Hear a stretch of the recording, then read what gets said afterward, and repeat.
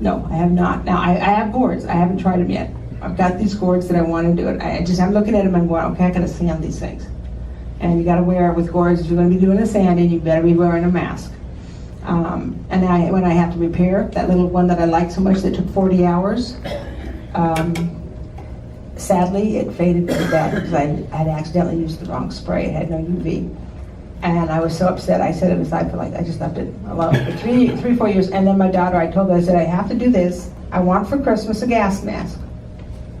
So my daughter, I'm probably one of the few mothers out there who says, I want a gas mask. But anyway, so I have a picture of me with these big things on here. And I did that, so I reburned. And it did not take 40 hours because I didn't have to totally redraw. I knew where everything was at. I just had to go in.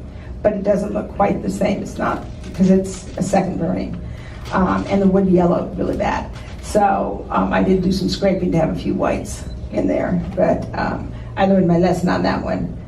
It's still a pretty piece. It just kind of breaks my heart to know that, I put all that work in it and I screwed it up. One of the things that's, I need to switch over, that is fur. People love to do fur, love to do animals. And this is where you can tell if somebody has taken drawing or knows how to draw, is how they do their fur. Fur, when you do it, it's layered, the next layer of fur, the next layer of fur, the next layer of fur as it goes up the animal. But I'll have people who will start up here, and then they're trying to figure out how to get the fur to look like it's underneath the fur that's on top. So I make them start down here, which they don't want to do. Also, I'm making them start with the eyes first and then go to the fur, because fur is up over the eye on an animal. If you try to do it the other way, it looks like we took Google eyes and just pasted it on some fur. And so you have to kind of plan what you're doing. Now, one of the things we found, and this is something my daughter actually came up with, she said her very first piece, she saw me do it and said, I want to try it. And I just bought my first shader, I let her do it, and in 2 hours she had a complete piece. She just, it was there. But she was putting in some fur. Oh. By the way, if you catch yourself with this, it's okay, because you've cauterized it, you won't bleed. True. Yeah, you laugh. The only time I got burned was by a student's, not mine. They had it sitting out like this, and I didn't realize it was on. I leaned over to look at her piece from the other side, and it, pew, and I had this scar thing over in here for a while. It looked like I tried to tattoo myself. As your students get started in this, what kind of investment are they looking at? If you just do the smaller one, it's probably about $60. If you can find one at a garage sale, sometimes you get them for really cheap, because the people that are selling them, it was maybe belonged to somebody else. They have no idea what they have, which is kind of cool for us. I've had a number of people, I never see those garage sales. They always have baby clothes wherever I go, or junk. But you can't get that. And then you can go online. Sometimes people may be selling them used. Sometimes at a wood burner, or somebody who was a carver has died, or they're not going to do it anymore. They just don't have the interest anymore. Then you might be able to sell it. They might sell it to you for a good price. But there are online. You just have to look them up on it. Okay, so I put down this thing dark here. Now I'm going to switch over to here. And we're going to be doing some fur, hopefully. But the investment, you're probably looking, and you're going to want at least 2 tips to start. And my own thing is really I would say get a skew, preferably a rounded skew, so you can do grasses. And you can flip it over if you want to stipple, and just flip it this way. They won't be actual little dots, they'll be little lines, but nobody will notice unless they hold it up this close. And then get a shader, because it'll allow you to do a lot more with it. Between the two, you can do quite a bit. You don't have to have a fish scaler to do fish scales. It takes longer if you're drawing them all, but you can do it. It's what my daughter did with the lizard. And their scales, because their scales aren't rounded, they're more like that. So you're looking, look how, can you see it? It's red. I got it and I've only got it 3.5, so I'm going to take that down a little. This is a real fine. So the same heat that I had to use over here is way too hot for this one. So there we go. So if you're doing the fur, and you're trying, now, of course now I turned it down too far. If you're doing the fur, there we go. And you're going to vary the width of your strokes. The fur that is up there is going to look lighter. When it comes over here in the shadows, you'll still see these darker little strokes in there, and you'll say, yeah, that's fur in there. But you don't have to put as many close together, because you still got your shadow, and it looks better that way. My daughter, like I said, she did that. It was awesome when she got done with that. And of course, she was doing an animal with a much shorter coat. Of course, this won't work for sheep. Sheep, you're going to scrumble. You're going to use like a riding nib or something that you can scrumble with. But the pin, okay, I'm sorry, I forgot about I didn't fully answer your question. And then here comes the other ones on top of that.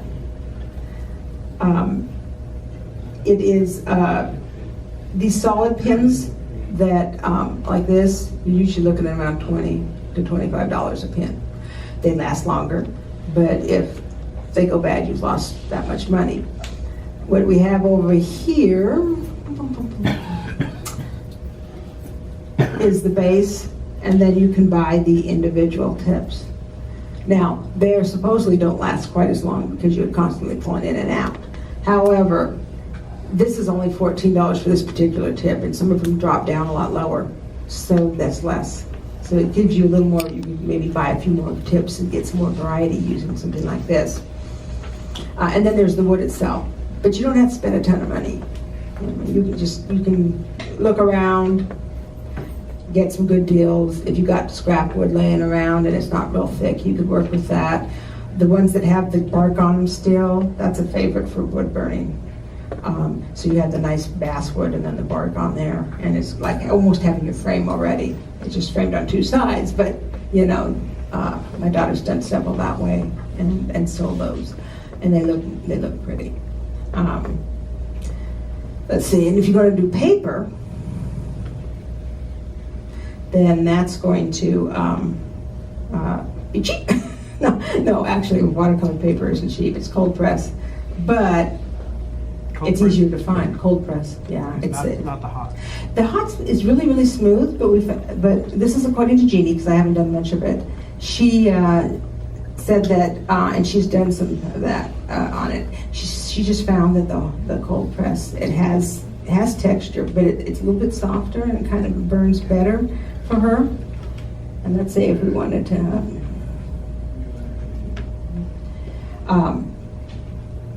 you know, I think that, oh, come on, getting hot. Get hot.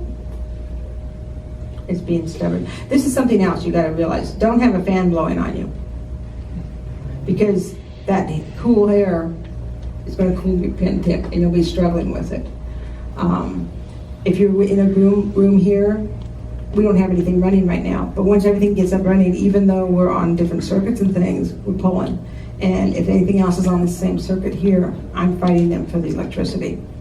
I have that happen with some of the classes I've taught where, and of course you have to have some dark areas between tufts of fur.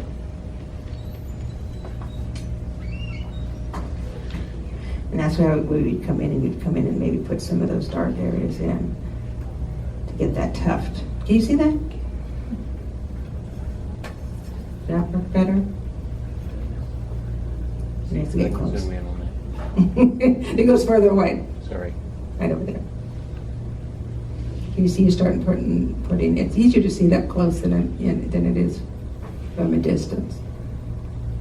But I'm starting to put in, wrong side. I'm starting to put in some darks right in here, in between. And then you start having those little lighter tufts coming up. And you don't have to do it all the way down, you can just do it up right where that little V is. There's a pattern, I think Laura Irish, of a wolf that people love. And this is one of the things I have to get them to understand, because a lot of times they're always being done by people who've never drawn in their life, and so they want to do this wolf, and they don't know how to see it. And so trying to get them to see that you've got shadows in there, and if you want this to look 2D and to come up so those lighter tufts are showing up, you've got to make the back darker. And sometimes it'd be nice to be able to just to have a class with them and teach them how to draw, but they're there to burn. So you have to kind of give it a little bit of both. Are we running out of time now? Yeah, we're getting close. Sounds good. Is there any more questions?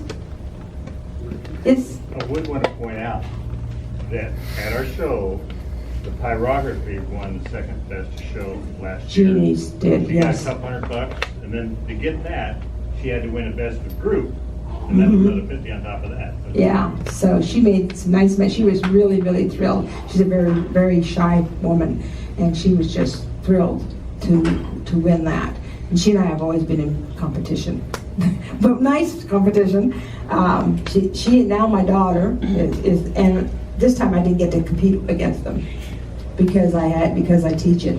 I had to be in the champion thing. Yes? I notice sometimes you're burning on like a pull stroke and sometimes a push stroke. Does that make any difference, or is that just however you? It depends on your tool. With a shader, I can push and pull, but with if I'm using a skew, especially one that is totally sharp, you really need to go in one direction. So you can always flip it around. This is nice because you can just flip the thing around and do your fur instead of trying to turn your arm like that. Because I'm left-handed, I can do that anyway. But you laugh. I've had people. I write like a normal person, right-hander, and people go, "How do you do that?" And I'm like, "Simple. I turn the paper, not my hand." So, but yeah, I find that skews don't work so well on that. But things that are flat, I can go back and forth like that on it. Or if they're a little smooth and not real sharp. Yes? What brands of tools are the best? Everybody's going to argue over what one is. I think that the nibs burners are, but like I said, right now it's hard to get a hold of. The company is trying to find somebody who will make them for them and be consistently producing it when they need it. So I know they were only selling on 2 websites, and one of them was sold out. It used to be a lot of people that actually you could go to, and they were distributors. Sheila Hunter, that I took the wood burning from, that's how I got this one. She was a distributor for this. And so right now I'm trying to keep an eye out for that. Cold wood isn't bad, but you do have to understand that you may have to adjust the potentiometer on it.